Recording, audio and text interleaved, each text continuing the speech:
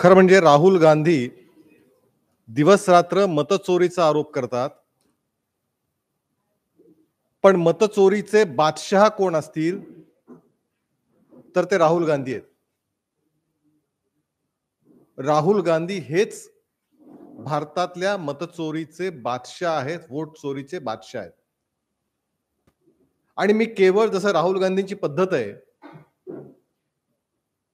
की काहीतरी एक प्रेझेंटेशन करायचं आणि त्यानंतर आरडाओरड करत सुटायचं, की बघा मतचोरी झाली, मतचोरी झाली, मतचोरी झाली.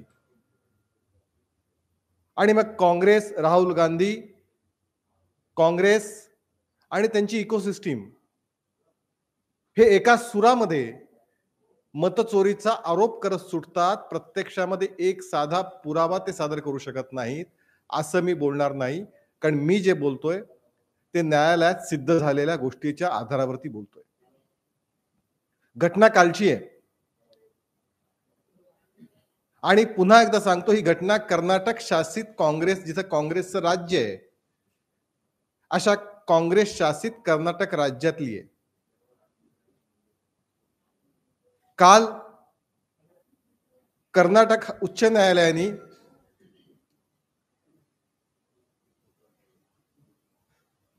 मालूर विधानसभा 2023 मध्ये कर्नाटक विधानसभेच्या निवडणुका झाल्या होत्या. त्या मालूर विधानसभामध्ये जो काँग्रेसचा उमेदवार निवडून आला, या काँग्रेसच्या उमेदवाराची निवडणूक ही रद्द केली आणि वोट चोरीचाच आरोप त्या ठिकाणी सिद्ध झाला आणि हा आरोप करत कागदोपत्री लढाई केली ती भारतीय जनता पार्टीच्या उमेदवारांनी. केवळ आरोप करून सिद्ध होत नसतं, तर संविधानाप्रमाणे न्यायालयीन लढाई लढायची असते, कायदेशीर लढाई लढायची असते. आपल्या आरोपाला पुष्ट्यर्थ अनेक पुरावे द्यावे लागतात. पण राहुल गांधी यांना यातलं काहीच करायचं नाही. केवळ आरोप करायचे आणि दुर्दैवाने त्यांच्या आरोपाची नक्षलवादी 11 पानी पत्रक काढून करतात मतचोरीच्या. चोरांच्या वाटा चोरालाच माहिती असतात. म्हणून राहुल गांधी वोट चोरीचा आरोप करतायत का, हा खरा प्रश्न आहे. हे कर्नाटकामध्ये काँग्रेसचे KY नांजेगौडा हे उमेदवार 50,955 मतं मिळाली होती त्यांना आणि ते निवडून आले होते. 2 नंबरच्या भारतीय जनता पार्टीच्या उमेदवाराला 50,707 मतं मिळाली होती. 250 मताच्या फरकाने हे निवडून आले होते. वोट चोरीचा आणि काँग्रेसचा जुना संबंध आहे, महाराष्ट्रात तो दिसला. महाराष्ट्रामध्ये सुद्धा पृथ्वीराज चव्हाण गांधी घराण्याचे लाडकं नाव आहे. यांच्या मतदारसंघामध्ये पृथ्वीराज चव्हाण यांच्या अनेक नातेवाईक एकाच घरात 50-50 नावं नोंदली गेली. 2-2, 3-3 ठिकाणी नावं नोंदली गेली. आणि हेच पृथ्वीराज चव्हाण महाराष्ट्रातील मतदार यादी, काँग्रेसच्या मतदार यादी निरीक्षणाचे प्रमुख आहेत. आणि हा आरोप केल्यानंतर पृथ्वीराज चव्हाणांनी त्याच्याबद्दल एक अक्षर शब्द काढलेला नाही. काँग्रेसचे राष्ट्रीय प्रवक्ते पवन खेरा यांचं व यांच्या पत्नीचे 2-2 वोटर ID कार्ड 2-2 वेगळ्या विधानसभामध्ये मिळाले.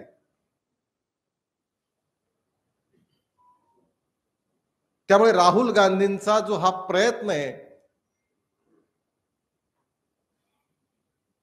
आणि म्हणून त्यांचा मतदार यादी पुनर्निरीक्षणावरती, मतदार यादीच्या स्वच्छताकरणावरती राहुल गांधींचा विरोध आहे, कारण राहुल गांधींचं पितळ, काँग्रेसचा पितळ, मतदार वोट चोरीचं पितळ हे उघडं पडेल अशी भीती राहुल गांधींना वाटत असावी. आणि महाराष्ट्रातही अशा प्रकारे किती ठिकाणी झाली याचाही शोध घ्यायची आता वेळ आली आहे साताऱ्यासारख्या ठिकाण, साताऱ्याची उदाहरणासहित. कारण काँग्रेसचे अनेक उमेदवार निसटत्या मतदारांनी निवडून आलेले आहेत. त्यामुळे आज राहुल गांधी पत्रकार परिषद घेणार आहेत. आज सामनानेही स्थानिक स्वराज्य संस्थाच्या निवडणुकाबाबत अग्रलेखात उल्लेख केलाय की त्या काय कशी मतदार होणार, मतदार याद्यांचं काय. उद्धव ठाकरे हे राहुल गांधींना प्रश्न विचारणार का? कारण काँग्रेसचेच उमेदवार आता मतचोरीमध्ये सापडू लागलेत. मतदान हे गैर होतं असं सांगत उच्च न्यायालयाने ही निवडणूक रद्द केली. गेले 2-2.5 वर्ष भारतीय जनता पार्टीचे तिथले उमेदवार मंजुनाथ गौडा जे 250 मतांनी पराभूत झाले, हे कायदेशीर लढाई लढत होते, पुरावे जमवत होते आणि न्यायालयात सादर करत होते. एकीकडे वोट चोरीचा मोठा आरोप करायचा आणि त्याच वेळी साधं न्यायालयाने ते प्रतिज्ञापत्रावरती लिहून द्या असं म्हटलं तर ते लिहून द्यायचं नाही. हे उदाहरण, कारण तुमच्या मनात खोट आहे, कारण तुम्ही वोट चोरीचे बादशाह आहात. आणि त्याच वेळी भारतीय जनता पार्टीचा एक उमेदवार उच्च न्यायालयात जाऊन हे सिद्ध करतो की काँग्रेस पक्ष वोट चोरी करतो. आणि म्हणून आमची मागणी आहे की राहुल गांधींनी या सगळ्या वोट चोरीबद्दल देशाची माफी मागितली पाहिजे. उद्धव ठाकरे राहुल गांधींना, त्यांचे नवे आकार राहुल गांधी आहेत, यांना प्रश्न विचारण्याचं धाडस ते दाखवणार आहेत का? आणि ही पहिली वेळ नाहीये.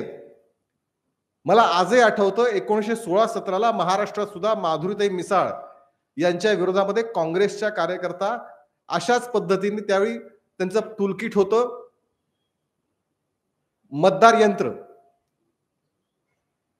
त्याच्यावरच हायकोर्टात गेलं होतं. ज्या मतदार यंत्रावरचा संशय टिकत नाही हे लक्षात आलं, त्यांनी आता पुढची फेरी ही मतदार याद्यांवरती घ्यायला सुरुवात केली. पण दुर्दैवाने काँग्रेस पक्षच मतचोरी करत असल्याची उदाहरणं दिवसेंदिवस समोर येत आहेत. दस्तूर खुद्द रायबरेली मतदारसंघातही यापूर्वी ते समोर आलेले आहे.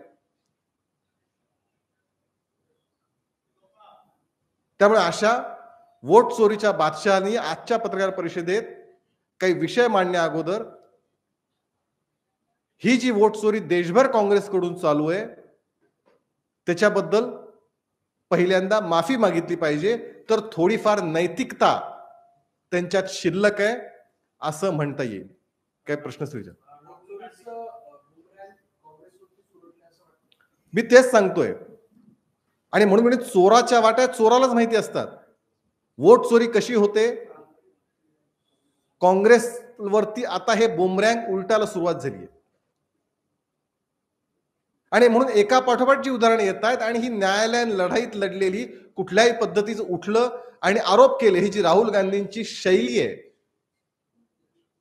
अशा शैलीतलं नाही तर न्यायालयाच्या कसोटीवर टिकणारं काँग्रेस वोट चोरी करतं हे सिद्ध झालेले निकाल समोर येत आहेत. त्यामुळे काँग्रेसवरतीच हे बुमरँग पुन्हा एकदा सुरू झालेलं आहे.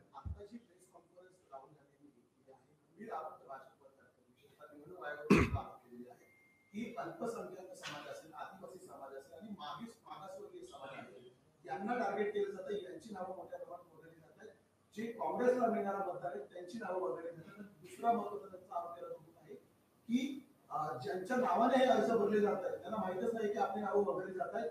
मात्र जे अर्ज भरतायत ज्यांच्या नावाने अर्ज भरले जात आहेत त्यांनाही माहित नाही की आपण अशा प्रकारे अर्ज केल्यापर्यंत नाव डिलीट करण्यासाठी इतपत तथ्यावरती मी पुन्हा एकदा सांगतो, राहुल गांधींना जर खरंच एवढी मतदार यादीबाबत जर शंका आहे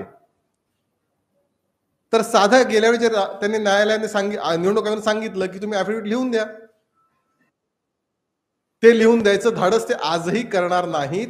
कारण मुळामध्ये या देशातल्या संविधानावरती शंका निर्माण करण्याचं काम हे राहुल गांधींचा मूळ हेतू आहे. कारण ज्याला या व्यवस्थेमध्ये असतील काही गोष्टी तर त्या दुरुस्त करायच्या असतील तर तो माणूस कायद्याने करतो. आता भारतीय जनता पार्टीच्या उमेदवारांनी कर्नाटकात ते करून दाखवलं. पण राहुल गांधींना गोंधळ निर्माण करणं, अराजकता वाद निर्माण करणं ही राहुल गांधींची प्राथमिकता आहे. आणि म्हणून त्यांचा पुढचा टप्पा हा मुस्लिम, आदिवासी अशा पद्धतीने जातो. बिहारच्या म्हणजे किती ढोंगी राहुल गांधींचं हे आहे.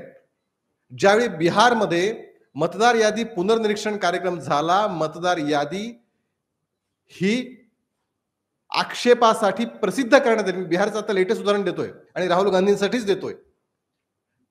1 ऑगस्टला मतदार यादी बिहारमध्ये 1 महिन्यापूर्वी ही प्रकाशित करण्यात आली आणि 1 आठवडा त्या मतदार यादीवरती आक्षेप घेण्याचं निवडणूक आयोगानं जाहीर सांगितलं. जर मुसलमान, आदिवासी अशी ठराविक नावं वगळली जात होती,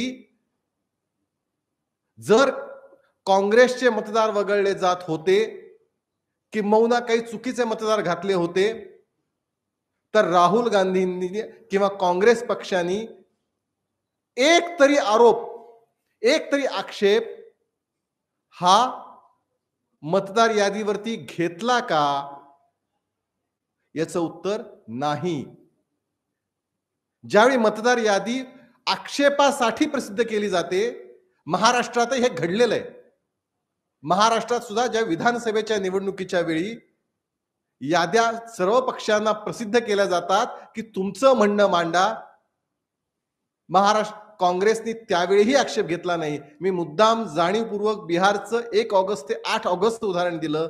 कुठल्याच राजकीय पक्षाने, काँग्रेस सोडून द्या, जे राजकीय पक्ष आता मतदार यादीबद्दल आक्षेप नोंदवत आहेत, एकाही राजकीय पक्षांनी या मतदार यादीच्या सुधारणाबद्दल आक्षेप घेतलेला नाही. कुठली मतदार कमी झालेत, कुठले मतदार वाढलेत, ठराविक समाजाचे मतदार कमी केले, ठराविक समाजाचे मतदार वाढवलेत, याबद्दलचा एक शब्दाचा आक्षेप या पक्षांनी घेतला नाही. आज कोणत्या तोंडाने तुम्ही अशी भाषा करताय? याचाच अर्थ तुम्हाला अराजकता माजवायची आहे, समाजामध्ये तेढ पसरवायचं.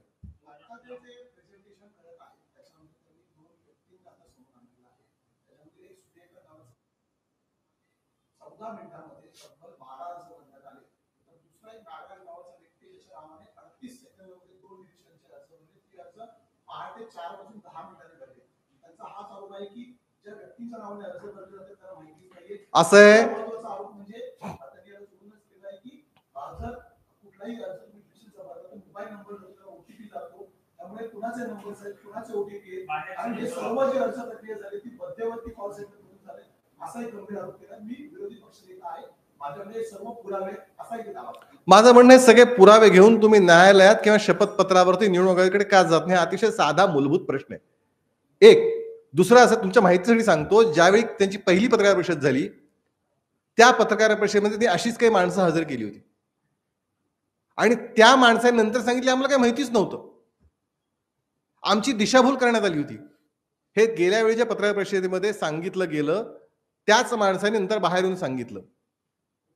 मुळामध्ये पत्रकार परिषदेमध्ये अशा पद्धतीने माणसं हजर करून, पुन्हा एकदा सांगतो, पत्रकार परिषद जेवढं गांभीर्य तुम्ही दाखवताय त्याच्या 10% गांभीर्य हे कायदेशीर लढाई लढण्यामध्ये राहुल गांधी दाखवणार आहेत का? याचा त्यांचा पूर्व इतिहास एकतर नाही असा आहे किंवा माफीचा इतिहास आहे. त्यामुळे तशी अपेक्षा राहुल गांधींकडून नाही. हा पुन्हा एकदा दुसऱ्या गोष्टी आश्चर्य वाटतं की कशा पद्धतीने राहुल गांधींच्या आरोपाला समर्थन करणारं कम्युनिस्ट नक्षलवादी 11 पानिपत्रक काढतात. हे पण आश्चर्य. पाकिस्तानची भाषा राहुल गांधी बोलतात, राहुल गांधींची भाषा नक्षलवादी बोलतात. एक अराजकतावादाचं हे स्वरूप आहे. माझी विनंती पुन्हा एकदा राहुल गांधींना आहे, साधं बेसिक शपथपत्र निवडणूक आयोग जे म्हणतंय ते कृपया सादर करण्याचं तसदी राहुल गांधी घेतील का, हा साधा प्रश्न आहे. ते करणार नाहीत, कारण त्यांचा हेतू अराजकतावाद निर्माण करणं इतकाच आहे.